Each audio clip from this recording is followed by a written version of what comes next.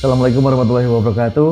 Salam sejahtera untuk kita semuanya. Dan kembali lagi masih bersama saya Rory Astomo di podcast Di Balik Layar bersama PFN. Dan saat ini kita masih berada di Studio 1 kerjasama produksi film negara dengan Vitu Indonesia di ruangan podcastnya. Dan tentunya kita akan biasanya mengupas di balik layar, tapi ini kita akan mengupas tentang kegiatan yang akan diselenggarakan oleh partner kita, di mana Perum Produksi Film Negara bekerja sama dengan KPK. Kalau dengar kalimat KPK mungkin rada-rada ini ya, takut gitu ya. Dan tamu kita kali ini kedatangan Bapak Wawan Werdiana. Beliau adalah selaku Deputi Bidang Pendidikan dan Peran Serta Masyarakat di Komisi Pemberantasan Korupsi. Selamat pagi Pak Wawan Werdiana. Pagi Mas Romi. Tegang ya aku, saya tegang nih. Kok malah saya yang tegang ya? Takut di ini ya, LHKPN-nya bener enggak ya? Nah sekarang lagi trennya itu ya Pak ya? Ya. Karena flexing sebelah kita ya. Jadi kita kena getahnya. Pak Wawan, kabarnya bagaimana? Sehat Pak Wawan? Alhamdulillah sehat. Pak Wawan, kalau kita bicara soal KPK, sebelum kita ngomongin kegiatan yang akan diadakan oleh KPK ini sendiri, sebenarnya KPK ini badan yang seperti apa sih Pak? Badan seperti apa? Gini, dulu orang itu ngelihat bahwa tugas KPK itu nangkepin orang kan gitu ya. Ya. Manggil orang, tangkep. Karena memang yang dilihat di media mungkin seperti itu sehari-hari ya. Iya. Bahkan kalau apalagi public figure yang dipanggil itu bisa 3 hari 3 malam tuh digoreng terus kan gitu di sini. Padahal sebenarnya yang dilakukan oleh KPK sesuai dengan tugasnya sebetulnya ya. Tugas dari undang-undang itu bukan hanya menangkapin orang. Nangkap orang itu hanya 1 dari 6 tugas. Gitu. Salah satunya. 1 dari 6 tugas. Dulu Undang-Undang 30 2002 hanya 5 tugasnya. Dengan Undang-Undang 19 2019 ini jadi 6 tambah 1 gitu di sini. Jadi dari mulai tindakan-tindakan pencegahan, lalu koordinasi, lalu monitoring, lalu supervisi, baru di penindakan gitu, penyelidikan, penyidikan dan penuntutan. Baru satu lagi eksekusi sekarang yang baru nih, tugas baru eksekusi. Mengeksekusi hasil keputusan hakim dengan yang bersifat inkrah gitu kan. Baru untuk merampas, untuk ngambil dan seterusnya. Termasuk eksekusi hukuman badan ya dari teman-teman eksekusi ini. Artinya begini Pak, semua lembaga atau badan yang ada di Indonesia bisa dilakukan untuk pemeriksaan oleh KPK itu sendiri? Ada batasannya memang, ada batasannya. Jadi gini, kalau Komisi Pemberantasan Korupsi artinya memberantas korupsi, gitu ya. Pencegahan dan pemberantasan korupsi dengan 6 tugas tadi di situ. Hanya memang ada keterbatasannya. Yang bisa ditangani oleh KPK itu, pertama adalah aparat penegak hukum. Yang kedua adalah penyelenggara negara. Penyelenggara negara itu siapa? Di undang-undang kita baca juga bahwa kalau di pusat mungkin ya, dari mulai presiden, wakil presiden, menteri, wakil menteri, lalu jajaran eselon 1-nya tuh, dirjen, irjen, sekjen, kemudian deputi gitu kan ya. Nah, itu adalah penyelenggara negara yang setara dengan eselon 1, termasuk ketua ketua Mahkamah Agung, menteri BUMN. Pokoknya yang kelembagaan itu adalah penyelenggara negara. Nah, kalau di daerah itu gubernur, wakil gubernur, kemudian sekdanya, sekda di gubernur, sekda provinsi itu karena eselon 1, termasuk anggota DPRD-nya. Kalau di kabupaten kota, wali kota atau bupati, wakil bupati, wakil wali kota. Sekdanya nggak masuk, karena sekda itu eselon 2. Hanya segitu. Tapi, kalaupun bukan penyelenggara negara, gitu kan ya, masyarakat biasa nih, swasta sekalipun, melakukan tindak pidana korupsi, tapi ada kaitannya dengan aparat penegak hukum atau penyelenggara negara, ya ke bawah juga gitu. Oke. Tapi kalau dia murni tidak ada kaitannya dengan penyelenggara negara atau aparat penegak hukum, itu bukan KPK yang menangani. Bukan wilayahnya. Bukan wilayahnya. Jadi mungkin kejaksaan atau mungkin kepolisian.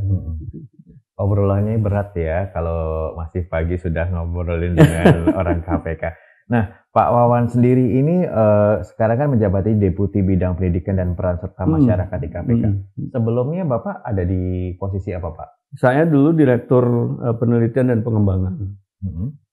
Pernah juga menjadi koordinator Korsub, koordinasi dan supervisi pencegahan di KPK ini. Sebelumnya di KPK saya juga menjadi peneliti di LIPI, Lembaga Ilmu Pengetahuan Indonesia. Jadi sebelumnya memang Bapak ini sudah berada di lingkungan KPK ini sendiri gitu ya, Pak ya? 2013 saya gabung. 2013 ya. Sebelum 2013 saya PNS di LIPI tadi, Lembaga Ilmu Pengetahuan Indonesia.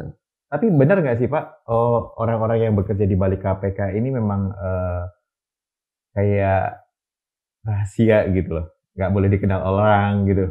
Kalau saya harus dikenal orang justru.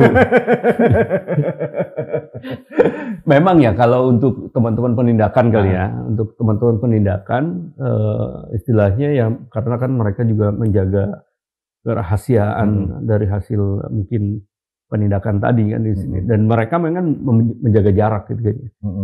Kenapa harus menjaga jarak? Ya supaya tidak ada coy nanti, tidak ada konflik of interest. Makanya kalau di KPK itu begitu ada orang menjadi tersangka gitu di sini, atau jangankan tersangka lah, baru dipanggil saksi gitu kan ya ini. Nah orang KPK ada yang kenal sama dia, maka dia harus deklarasi. Ini mohon maaf aja ya, beberapa teman saya juga banyak yang dipanggil oleh KPK kan, bahkan sudah masuk penjara juga gitu kan ya. Teman saya misalnya. Nah begitu itu tuh saya langsung deklarasi. Dia teman saya nih, teman di mana? Oh teman kantor dulu, atau dulu tetangga saya itu. Atau teman kuliah, atau saya harus deklarasi gitu. Kayak fakta integritas gitu ya Pak. Dan saya tidak boleh dekat-dekat dengan permasalahan itu. Apalagi kalau misalnya dia di penindakan gitu kan ya, dari mulai pimpinan sampai ini, kalau dia ada konflik of interest tadi dengan orang tersebut, ya dia nggak boleh ikutan di situ, harus keluar gitu di situ, supaya tadi menjaga independensi gitu kan ya ini ya. Kemudian menjaga supaya hasil-hasil dari keputusan-keputusan yang ada itu untuk menentukan seseorang menjadi tersangka atau bukan itu ya lebih objektif gitu kan sih tanpa beban gitu kan di sini. Ya, sahabat PFN ini mungkin perlu diketahui bahwa memang hal-hal yang akan menjadi pertanyaan-pertanyaan publik ini sedikit terjawab ya. Kenapa orang yang bekerja di KPK ini tidak ada yang bagian-bagian tidak perlu diketahui oleh orang gitu ya Pak ya. Tapi ada memang bagian-bagian yang harus mempromosikan. Salah satunya KPK ini bagaimana caranya mempromosikan supaya kita tidak melakukan tindak korupsi. Dan salah satunya yang akan digelar itu adalah Anti Corruption Film Festival atau kita sebutnya Fest ya. Nah, ini ide pertamanya atau gagasan di balik event ini selain mempromosikan apa ini Pak? Ya, jadi gini, tugas kami di Kedeputian Pendidikan dan Peran Serta Masyarakat ini kan bagaimana nilai-nilai anti korupsi ini, gitu kan ya ini. Jadi memang sangat bertentangan dengan teman-teman di penindakan kan, gitu kan ya. Yang nggak boleh dikenal, gitu. Nggak boleh dikenal. Justru kami harus bergaul dengan masyarakat. Kami harus dekat dengan masyarakat. Bagaimana menanamkan nilai-nilai. Karena gini, KPK itu sekarang pendekatannya lewat tiga strategi. Yang pertama dengan penindakan tadi ya di sini supaya orang jerak, ada efek jerak, orang takut untuk korupsi. Yang kedua lewat pencegahan. Karena kita sadar bahwa orang melakukan tindak kejahatan termasuk korupsi itu karena ada kesempatan. Kesempatan dan niat kan gitu di sini. Nah, kesempatan ini adalah dari sistem.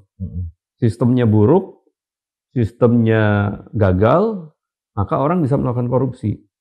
Maka bagaimana diperbaiki sistemnya? Kalau ada yang celah-celah korupsi, berekomendasi untuk memperbaiki kan gitu, supaya orang nggak bisa korupsi lagi kalau sistemnya udah bagus kan gitu. Tapi jangan salah gitu, sistem sebagus apapun juga Kalau orangnya masih punya niat kan gitu sini ya ini. Punya niat, ya sebaik apapun sistem akan dicari celahnya kan gitu sini. Ya, kita lihat aja di kejahatan kita kan. Penjahat itu satu step lebih dulu daripada kita kan gitu orang-orang penegakan hukum di sini. Nah, oleh sebab itu bagaimana memperbaiki niat tadi kan di sini. Nah, ini lewat pendidikan gitu di sini. Lewat pendidikan, lewat kedeputian kami ini bagaimana menanamkan nilai-nilai anti korupsi ini. Oh, banyak benar nilai anti korupsi ini kan gitu kan. Nah, oleh sebab itu KPK mencoba mengumpulkan dalam sebuah akronim yang namanya Jumat Bersepeda Kakak. Jumat Bersepeda Kakak ini adalah 9 nilai anti korupsi. Jumatnya itu dari jujur, mandiri, tanggung jawab. Bersepedanya itu adalah berani, sederhana, peduli, disiplin, adil. Kakaknya itu kerja keras. Nah, 9 nilai anti korupsi inilah yang kita coba tanamkan pada masyarakat. Masyarakat yang mana? Semua masyarakat gitu. Kalau saya katakan dari mulai masyarakat biasa sampai pejabat. Dari, mohon maaf, dari orang yang melarat sampai konglomerat. Makanya pendidikannya juga mulai dari PAUD sampai orang menjelang MAUD gitu. Ini semua diberikan oleh kita, nilai-nilai anti korupsi ini, supaya apa? Ya orang sadar gitu. Orang sadar, dan kalau orang-orang sudah menerapkan nilai-nilai anti korupsi tadi sini, itu saya yakin akan terjauh dari tindakan-tindakan korupsi tadi. Bahkan perilakunya juga udah bukan perilaku yang korup lagi. Nah, 3 pendekatan inilah yang dilakukan oleh KPK gitu sini. Nah, orang pendidikan seperti saya di kedeputian pendidikan ya mana mungkin nggak ketemu dengan masyarakat kan gitu sini. Dengan cara apa? Dengan berbagai cara. Karena masyarakat tuh punya potensi, punya kompetensi, punya kapasitas, yang satu dengan yang lain berbeda gitu sini. Nah, oleh sebab itu salah satunya kami memberikan wadah gitu kan ya kepada para pemuda atau siapapun juga, dan memang kebanyakannya pemuda yang idenya di sini adalah yang punya daya pikir ingin dan daya kritis gitu kan ya ini, tapi nggak berani ngomong gitu. Kan nggak semua orang berani ngomong ya. Tapi dia ingin ngomong, ingin memperlihatkan gitu kan ya. Kritis dia itu dalam bentuk film gitu kan ya. Oleh sebab itu kita sediakan wadahnya.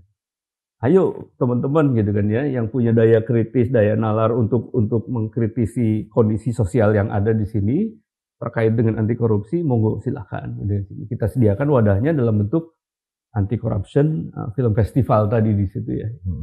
Nah, mereka buat film atau ide cerita masuk dalam film-film anti korupsi tadi di situ.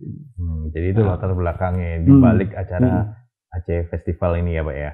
Nah, sebagai masyarakat kami cukup penasaran nih Pak, apa yang memotivasi dari Komisi Pemberantasan Korupsi sendiri dalam menyelenggarakan festival film ini? Selain tadi kan Bapak bilang bahwa ini mengajak anak muda agar lebih kreatif gitu.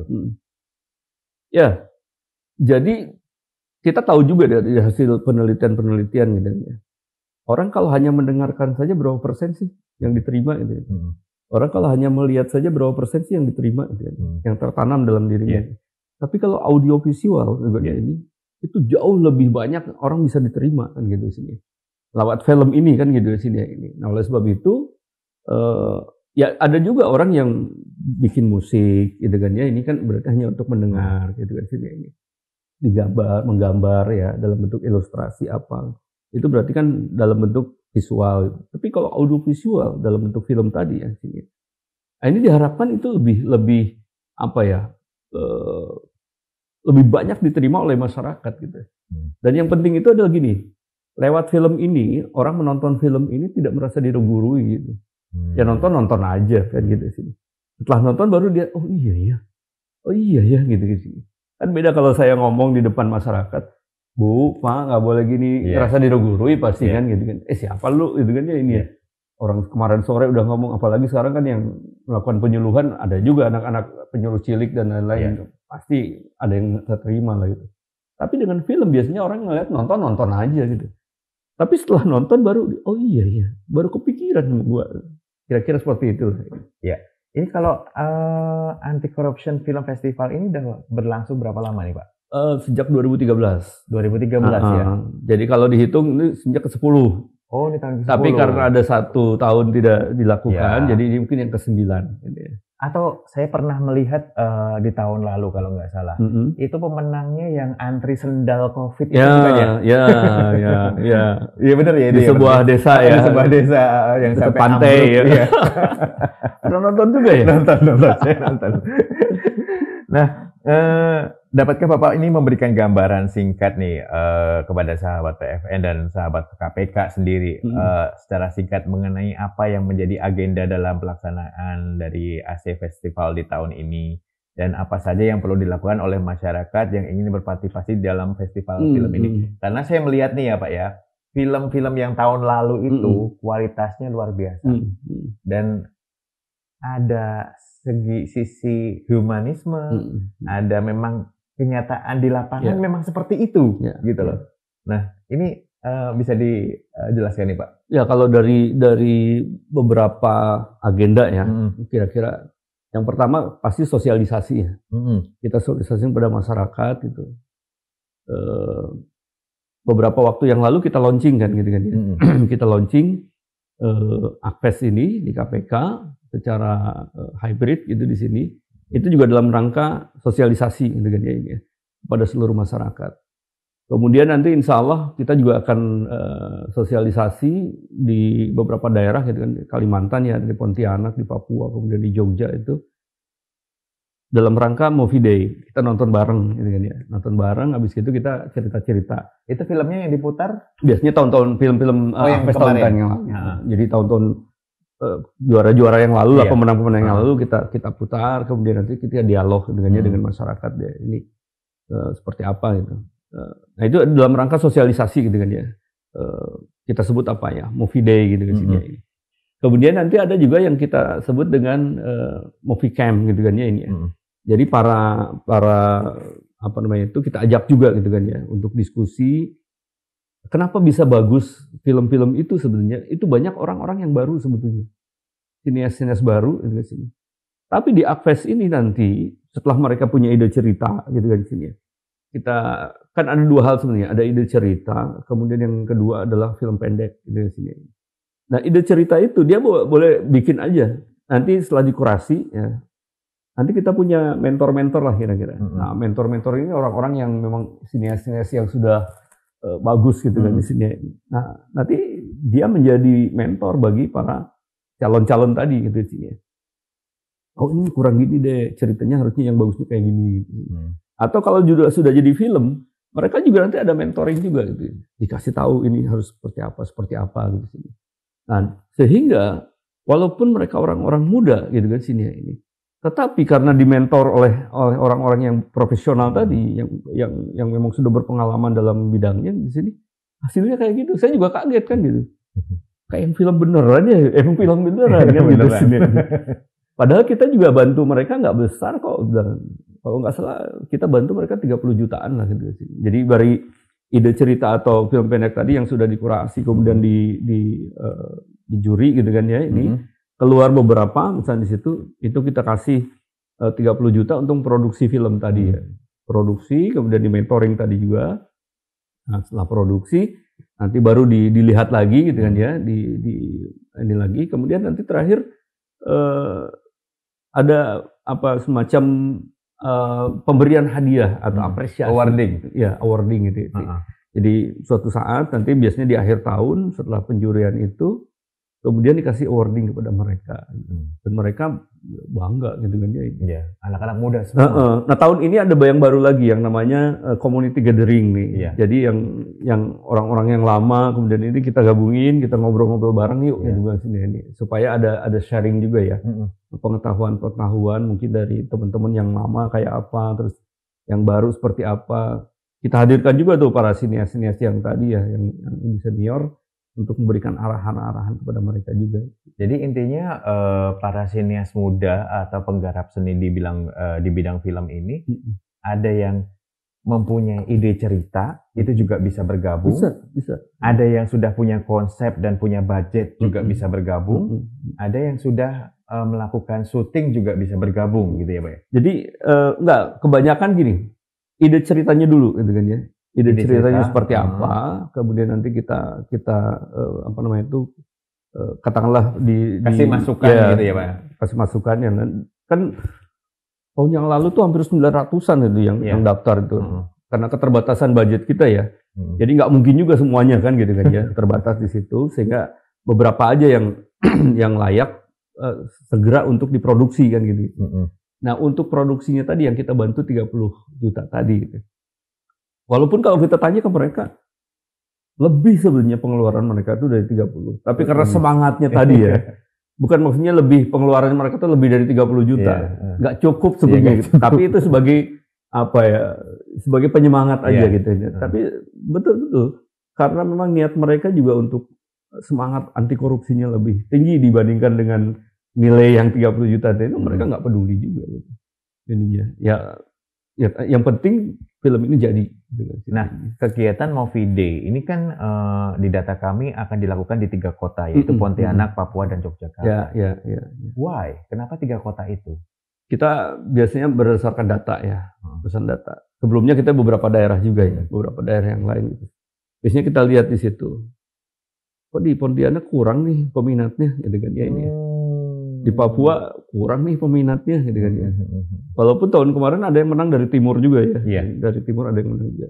Tapi peminat dari Pontianak, dari Papua ini kurang kan gitu. Kalau Jogja itu karena tempat untuk ngumpulnya memang di Jogja biasanya gitu. Tapi yang dua-dua ini sebagai perwakilan dari tengah dan timur kira-kira lah gitu kan sini.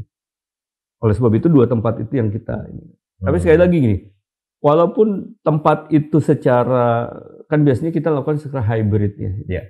Jadi yang hadir di situ, tapi sebenarnya seluruh Indonesia juga ngelihat apa yang kita lakukan. Gitu. Sebagai trigger aja ya di situ di Pontianak dan Papua, kemudian di Jogja nanti lagi. Dan ini Pak, setelah melakukan kegiatan ini, film-film yang dihasilkan seperti film-film tahun lalu, selain ditayangkan di Movie Day nanti, masyarakat umum bisa menikmatinya di mana? YouTube-nya KPK pasti. YouTube KPK pasti. Kemudian, jadi itu menjadi hak milik KPK ya? Iya. Karena mereka menyerahkan ke kita. Ya, kan, kayak menyerahkan hakinya kan sekarang kan lagi tanda kutip IP itu lah Pak. Itu jadi sudah jadi kesepakatan kan. Itu di YouTube KPK pasti. Kita kerjasamanya juga dengan teman-teman yang lain tuh di apa namanya itu kita punya paksi ya. Penyuluh anti korupsi yang base-nya adalah film. Jadi lewat mereka disebarluaskan juga. Kita kerjasama juga dengan maskapai Garuda. Kalau teman-teman nanti lihat Garuda misalnya di situ ya, itu banyak film-film anti korupsi di situ. Akves ya. Akves tahun berapa, Di Garuda juga ada. Kita kerjasama di situ. Sesama BUMN kan? Ya, sesama BUMN saling membantu ya. Untuk kebaikan, sinergi. Oh, jadi memang ada wadah-wadahnya. Artinya memang ketika sudah dikurasi dan terpilih beberapa orang atau beberapa tim yang akan melakukan film ini menjadi hak milik dari KPK itu sendiri. Dan dari ide-ide cerita ini memang harus cerita yang fiksi atau non fiksi, Pak? Ya non fiksi juga bisa. Kemudian karena gini, sebetulnya kan pokoknya bau-bau anti korupsi gitu loh. Jadi kita ingin teman-teman pemuda ini, para sinias muda ini mengkritisi lingkungan sosialnya. Tapi tidak secara hard ya? Boleh hard, boleh soft kritiknya? Banyak yang hard juga banyak di situ tuh. Ya kalau kemarin sih memang hard banget ya. Ya kalau nggak berani langsung yang soft gitu kan. Boleh-boleh aja dengan yang lain gitu kan, dengan cara yang lain. Tapi pada intinya adalah yang namanya juga anti corruption film festival. Jadi mau tema, mau apa isinya ya berbau anti korupsi lah kira-kira seperti itu. Oh ada masalah di sini, ada korupsi di sini, solusinya gimana kan gitu di sini. Nah ada juga solusinya kan di situ ya. Seperti apa misalnya gitu. Jadi bukan hanya mengkritik tapi memberi solusi juga di situ kan gitu. Kira-kira ininya. Ya saya ingat tahun lalu itu mengena sekali karena filmnya ini sangat familiar dengan kehidupan kita waktu pandemi di mana orang mau vaksin, ya kan? Cuma mau vaksin tapi antri dengan sendal gitu kan. Itu mengena sampai sekarang saya masih ingat. sendalnya dijajarin gitu kan. Terus akhirnya ujung-ujungnya sampai ambruk gitu kan. Jadi memang sesuatu yang tidak dibayangkan oleh orang ya, maksudnya korupsi itu bisa dari mana saja ternyata. Hal-hal yang seperti ini nih yang memang unik ya Pak ya. Betul, karena orang kadang-kadang gini ya, melihat korupsi itu langsung yang merugikan negara. Uang gitu ya. Uang merugikan negara. Iya, secara undang-undangnya ya begitu. Tapi perilaku korupnya itu kan jauh lebih luas lagi gitu kan situ ya ini. Kayak kemarin tuh nitip ya Pak ya. Kayak gitu. Ada yang nuker dan lain. Iya kayak gitu. Pesannya itu nitipnya itu loh ya Pak ya, sama antri sendal itu. Nah Pak, ini menarik nih sahabat PFN. AC Festival ini akan dilaksanakan kapan mulainya? Ya sejak kemarin di launching ya. Launching, kemudian nanti pembukaan kurang lebih bulan Agustus kalau tidak salah ya. Nanti kemudian ini sampai November gitu kan sini ya. Akhir November biasanya itu sudah keluar tuh hasilnya siapa aja. Siapa saja yang akan diberikan awardingnya nanti. Itu. Jadi untuk sahabat PFN langsung akses di www.acffest.com ya. Jadi www.acfestival bukan festival sih saya nyebutnya acffest.com. Jadi bisa informasinya. Kita bicaranya ACFest gitu ya. ACFest ya. Anti Corruption Film Festival. Ya. Memang kalau di singkatannya kok ya gimana? Udah jadi kayak gini. Nah, kalau kemarin itu kan partisipasinya hampir 900 ya Pak ya. Iya. Nah, tahun ini ada target dari KPK? Ya, kita targetnya 1000-an lah, lebih dari 900 tahun yang lalu lah. Kemarin 900, harusnya sekarang bisa lebih. Tahun yang lalu kan kita juga agak ini karena masih COVID ya, sedikit terganggu gitu kan. Nah kalau tahun ini kan kita sudah agak bebas gitu kan ya. Nah mungkin kreativitas teman-teman di lapangan juga lebih bebas lagi gitu kan ya, bisa menggunakan area, sarana dan lain-lain gitu kan. Oleh sebab itu juga kemudian teman-teman juga sekarang sudah mulai ke daerah-daerah gitu kan ya, dalam bentuk movie day atau bentuk sosialisasi yang lain gitu sini. Nah harapannya ya harusnya lebih dari 900 lah, minimal 1000 itu bisa daftar gitu. Oke, tahun ini KPK ngambil tema suaramu, suara kita, suara nurani. Dengan kata kunci suara. Kenapa? 2023 menuju 2024 ini kan tahun politik nih, gitu. Tadi saya mau mengarahkan ke situ, saya belokin dulu, Pak. Tahun politik nih, dengannya ini. Karena KPK juga punya punya tanggung jawab secara moral ya, supaya pelaksanaan pemilu nanti betul-betul dilakukan secara berintegritas. Karena KPK juga sadar bahwa yang di ujung-ujung sini nih, yang ditangkap KPK ini, kalau kita perhatikan, entah itu gubernur, entah itu anggota DPR, DPRD, entah itu wali kota, entah itu menteri, ini sebenarnya ini hasil politik ini. Mereka berasal dari partai politik kan gitu di sini. Ini. Partai politik ini lewat mana? Lewat DPR dan lain-lain kan di sini ini. Ini dihasilkan dari hasil pemilu, dari hasil pilkada kan gitu di sini. Nah oleh sebab itu KPK lihat di ujungnya di sini kan gitu di sini. Kalau ujung di sini penindakan tadi, ya kita ujung di sini nih di pendidikan di sini. Apa yang bisa kita lakukan kan gitu di sini. Oleh sebab itu sejak tahun yang lalu sebetulnya KPK sudah masuk ke ranah politik. Dalam arti kata bukan ranah politik ke situnya, bukan. Jadi ada beberapa fokus area kira-kira ya. Ada sumber daya alam, kemudian ada perizinan ya, bisnis, perizinan dan lain. Termasuk di dalamnya adalah politik. Nah, politik ini apa yang kita lakukan? Yang memberikan pendidikan tadi, pendidikan anti korupsi kepada penyelenggara pemilu, dalam hal ini KPU, Bawaslu, termasuk DKPP, termasuk KPUD dan lain-lain. Yang kedua adalah kepada peserta. Peserta pemilu itu siapa? Partai politik di sini. Tahun yang lalu kita undang partai politik ke KPK, 20 partai politik, termasuk 4 partai politik di lokal Aceh ya, sini. Dan tahun ini kemarin tambah 6 lagi, 4 partai politik baru nasional dan 2 partai politik lokal Aceh. kita undang juga mereka ke KPK ya untuk kita berikan sosialisasi dan kampanye anti korupsi khusus di sektor politik.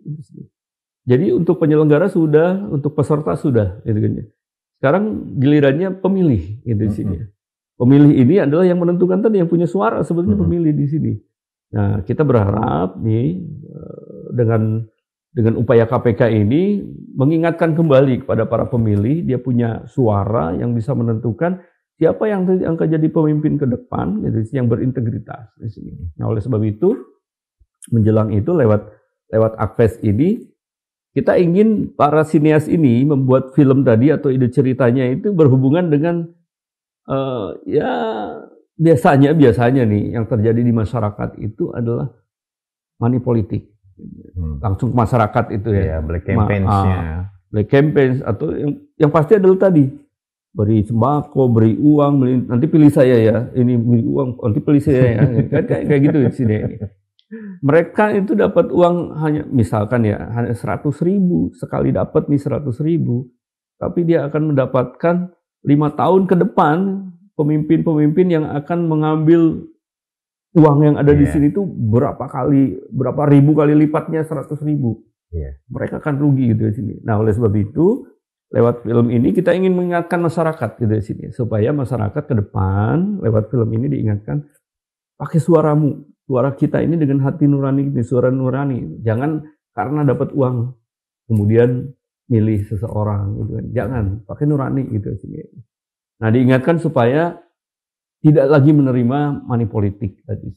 Lebih menolak politik uangnya itu. Betul. Nah, Pak, dampak dari festival yang dilakukan oleh KPK tahun lalu itu apa, Pak? Ya secara langsung mungkin tidak kelihatan ya ini. Tetapi kita bisa lihat juga, kita punya data-data IPAK gitu ya. IPAK itu Indeks Perilaku Anti Korupsi yang dilakukan oleh BPS setiap tahun.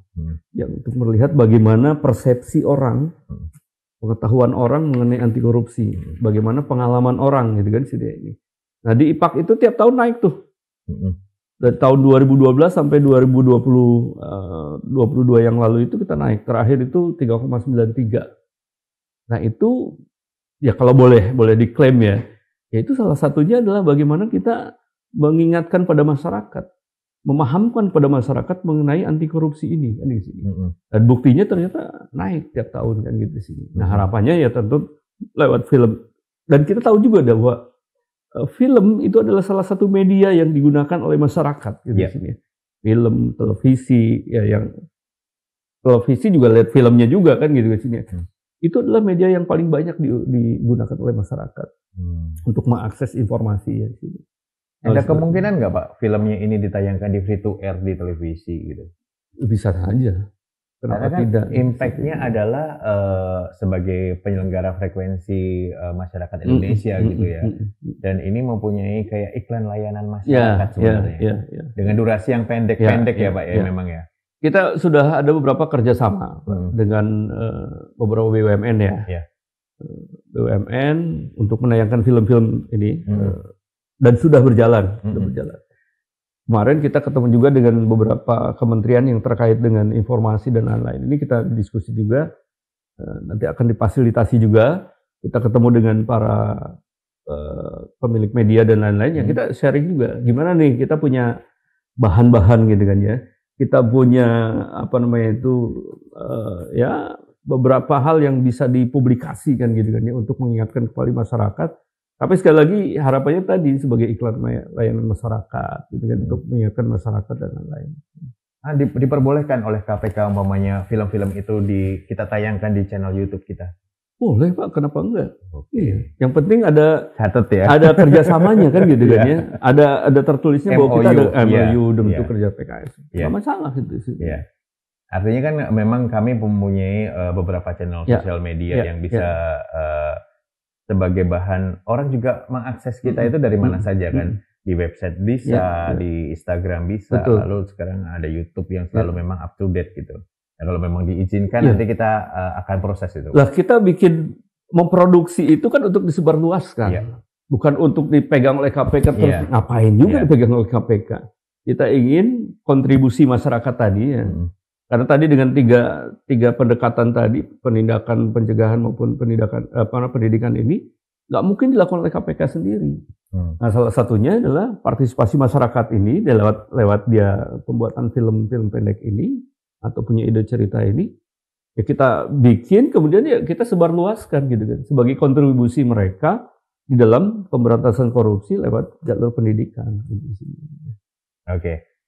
Ngobrolin soal AC Festival tahun 2023 ini sahabat PFN dan KPK, kita tidak akan ada ujungnya nih. Tapi kalau kita beralih ke Pak Wawan lagi nih, terakhir sebelum kita mengakhiri perbincangan nih Pak, pandangan personal Bapak, tadi tolak ukur keberhasilan di event tahun 2023 selain peserta yang 1000-an tadi, apa Pak?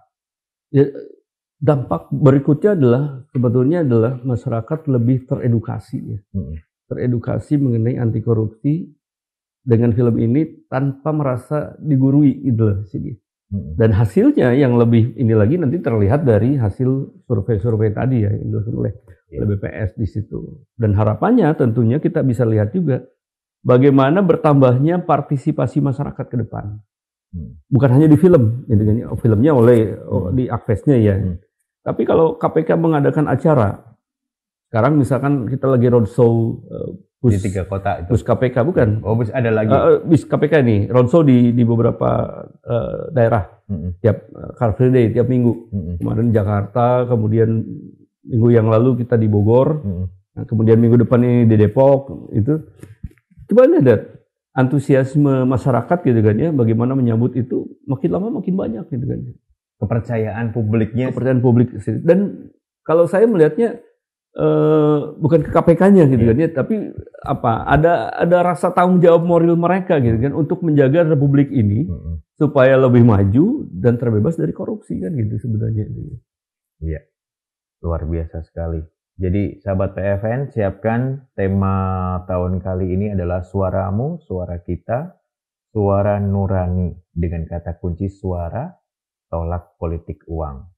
Yang dimana kita akan mulai bulan November ya Pak ya? Apanya? November 2024 itu kita sudah mulai politik. Pemilu itu 14 Februari 2024. Itu Pilpres sama Pileg. Kampanye, 2024. Kampanye dari mulai nanti Oktober ke sana udah kampanye tuh dari sini. Ya jangankan nunggu Oktober, sekarang juga udah banyak yang kampanye tuh. Belum waktunya juga udah banyak yang kampanye. Curi star Pak namanya Pak. Nah nanti abis Februari, November nanti itu untuk pilkada, untuk gubernur, kemudian untuk wali kota itu nanti di akhir 2024. Tapi di awal 2024 ini adalah pilpres, ada pileg.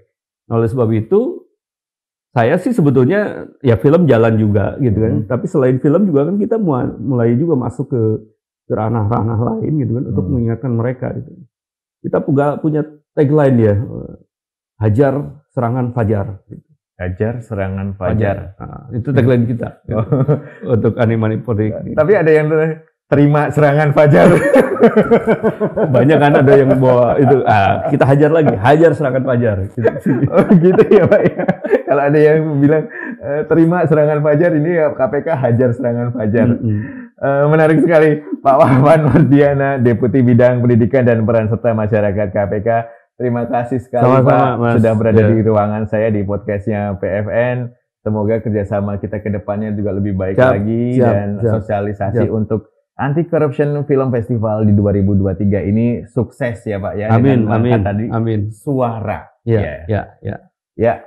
Sahabat PFN, kita akhiri perjumpaan kita berdua di channel YouTube podcastnya PFN di Balik Layar. Akhir kata, saya mewakili tim yang terlibat mengucapkan terima kasih atas kehadiran Pak Wawan dan mohon maaf jika ada kalimat-kalimat yang tidak bermaksud untuk menyudutkan satu dan lain hal.